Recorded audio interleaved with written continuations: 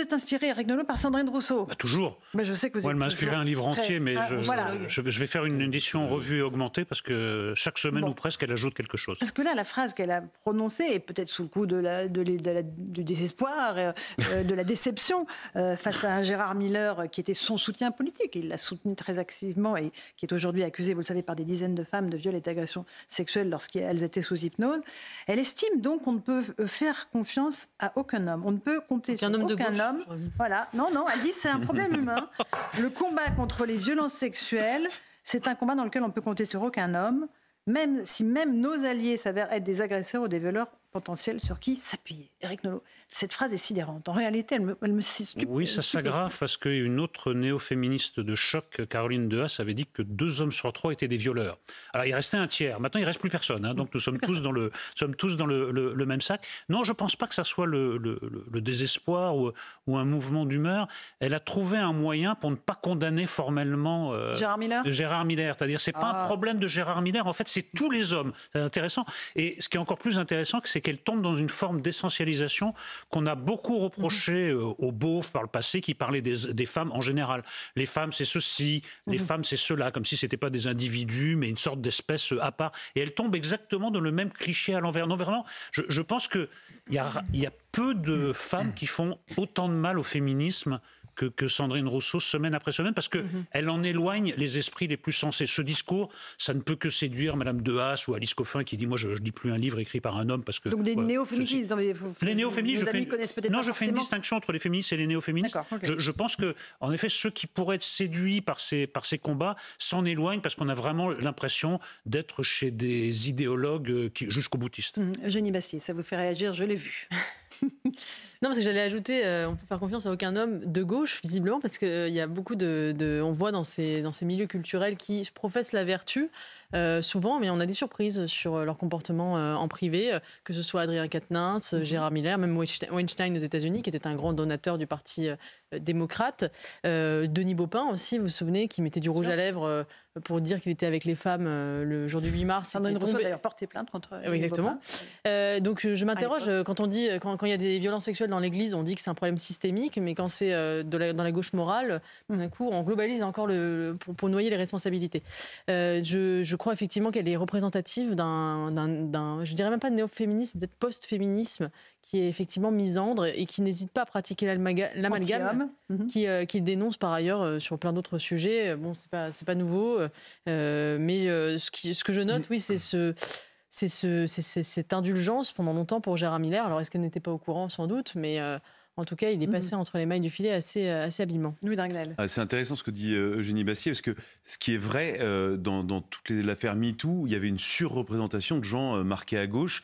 Moi, ce que je trouve terrifiant et en même temps intéressant, dans la mesure où Sandrine Rousseau ne côtoie quasiment que des gens qui pensent comme elle, ça veut dire qu'il y a un énorme problème, il y a quelque chose de très toxique et de très malsain, sans doute chez les hommes, mais aussi chez certaines femmes. Quand on en vient à penser ça, je me dis que c'est qu'on va pas très très bien.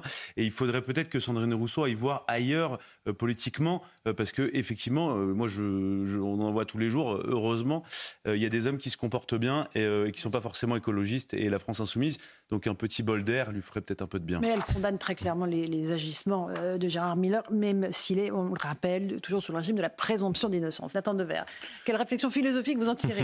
Non, ça me rappelle faire confiance à aucun homme. Ça me rappelle un roman de Chateaubriand qui est sous-estimé, qui est René, où Chateaubriand, le père René, raconte qu'il a eu une déception quand il était jeune, et il dit quand on a une déception amicale, c'en est fini de l'amitié. On peut plus faire confiance à personne, il n'y a plus d'amis sur Terre. C'est exactement, j'ai l'impression, la réaction là que Sandrine Rousseau a. Une grande lectrice de Chateaubriand. Pardon ? Qui est sans doute une grande lectrice de Chateaubriand. Alors ça, je ne sais pas, il faudrait lui... Je le sens. Je ne sais pas si c'est une référence explicite, mais en tout cas, c'est sûr qu'elle a dû être profondément déçue, blessée de voir que Gérard Miller était ça. Et en plus, dans le cas de Gérard Miller, ce qui est intéressant, c'est qu'il a fait beaucoup de documentaires psychanalytiques sur des politiques. Et notamment sur des imposteurs un peu, ou sur des gens, par exemple Dominique Strauss-Kahn, je me souviens de son documentaire sur lui qui était assez intéressant, où il essaie de rentrer dans sa tête, de voir ses névroses, de voir comment Non mais c'est une vraie question que je me pose dans le cas de Gérard Miller. Bon alors on verra là, il y a présomption d'innocence, etc. Avec Benoît Jacot. Et en plus avec Benoît Jacot, mais dans le cas des... la parole de Madame Godrèche. Oui. Bien sûr, mais dans le cas des politiques, des doubles vies, c'était des sujets qui intéressaient beaucoup Gérard Miller. Et en effet, avec les faits qui lui sont reprochés, on se pose la question, je pense, de ce qu'il avait dans sa tête quand il a tenu, quand il a été un des plus ardents défenseurs de MeToo, quand il a tenu les propos dont on se souvient sur Gérald Darmanin. À l'époque sur les plateaux télé contre les agresseurs, contre ceux Gérard Depardieu. Oui, mais c'est très intéressant d'imaginer même parce que c'est sûr qu'il devait avoir conscience des faits qui lui étaient reprochés, que ça finirait par sortir, parce que aujourd'hui tout finit globalement par sortir. On peut pas avoir une vie cachée aussi grave comme ça sans que les choses ressortent à la surface. Donc c'est intéressant. Maintenant, évidemment, je pense que ce qu'il faut se dire, c'est que fondamentalement, notamment dans les luttes politiques et surtout dans les luttes morales, on ne peut faire confiance évidemment à personne. Ça ne veut pas dire que tout le monde est corrompu, ça ne veut pas dire que tout le monde est pourri, mais ça veut dire que derrière chaque moraliste peut se cacher la personne derrière chaque Dr Jekyll peut se cacher un Mr Hyde. Bon, Céline Pina, est-ce que vous y voyez autre chose que ce qu'on vient de décrire?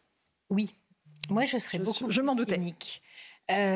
Si j'étais à la place de Sandrine Rousseau, étant donné son électorat, il faut tout de suite que je coupe de façon radicale le lien qui m'unit à Gérard Miller et cette photo qui sort et qui montre une complicité. Comment est-ce que je fais ? Eh bien, je crée du buzz. Donc, il ne s'agit pas simplement... Donc, on est tombé dans le panneau. Il ne s'agit pas simplement de condamner Gérard Miller, il faut le faire suffisamment violemment pour que la polémique se déplace. Et ensuite, cette polémique-là est tellement absurde qu'elle finira par s'éteindre d'elle-même et la coupure aura été notée. Donc je pense qu'elle est aussi... de communication. Elle est dans une démarche politique. Vous surestimez ses qualités de politicienne et vous sous-estimez sa psychologie de militante. Après, la psychologie de militante, il y a un truc qui fonctionne et qui montre pourquoi elle pense que tous les hommes sont ainsi. C'est que dans sa tête, toute relation humaine est avant tout une relation de domination. Et donc de façon systémique, les hommes dominent les femmes. Donc l'homme est mauvais et la femme est bonne, point barre. C'est très simple de raisonner comme ça. Malheureusement, dans le réel, ça ne fonctionne pas exactement comme ça. Jean-Sébastien Ferjou, il n'en pense pas moins.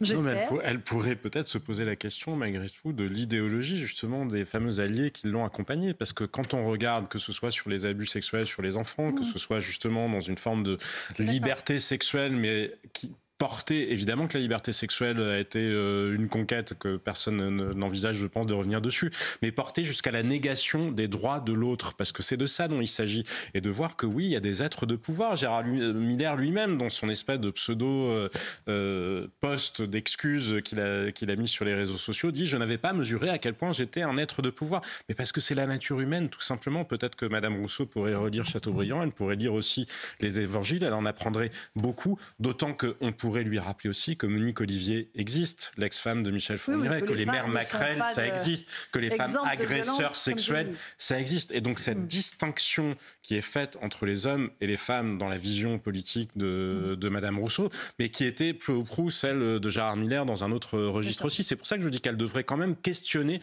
l'environnement politique et idéologique de tous ces gens-là. Elle présente ses non, parce qu'elle ne questionne pas l'idéologie, elle pointe uniquement le fait qu'il soit un homme. C'est vrai, vous avez raison. Allez, dernier mot, Nathan. Juste une toute petite réflexion qui va déplaire à Éric, et je demande pardon par avance, mais on a beaucoup parlé depuis le 7 octobre de certaines associations ou certains représentants du féminisme qui n'ont pas été clairs sur la question de ce qui s'était passé le 7 octobre. J'aimerais juste dire une chose, c'est que quand même Sandrine Rousseau, elle a été vraiment d'une clarté et d'un courage, parce qu'elle est allée contre beaucoup d'associations dont elle était par ailleurs proche, assez exemplaire sur la question. Ça me semble important de le relever, parce qu'on remarque souvent que ses interventions dans le débat public sont originales, c'est le moins qu'on puisse dire, mais là-dessus, elle a eu une boussole morale du début à la fin. Il faut quand même le remarquer. Voilà, dit Éric Nolot. Ça ne me déplaît pas, mais ça ne me convainc pas, parce qu'elle essaie de faire un peu oublier sa lamentable attitude envers les femmes iraniennes. Par exemple. Donc comme elle a été beaucoup sous pression, qu'on a été beaucoup à la critiquer, qu'elle s'est fait prendre à partie par des femmes iraniennes quand elle a essayé de s'incruster dans une manifestation, elle essaie un peu de rétablir l'équilibre. Mais il y a beaucoup de calculs politiques derrière tout ça, malheureusement. Allez, on va faire une petite pause, on va continuer à parler de gourous cette fois-ci. Bon, on était quasiment avec les gourous, avec Gérard Miller, on va continuer. Voilà, exactement, les dérives sectaires, vous avez tout compris, le Dragnel. A tout de suite sur Europe 1 et sur CNews.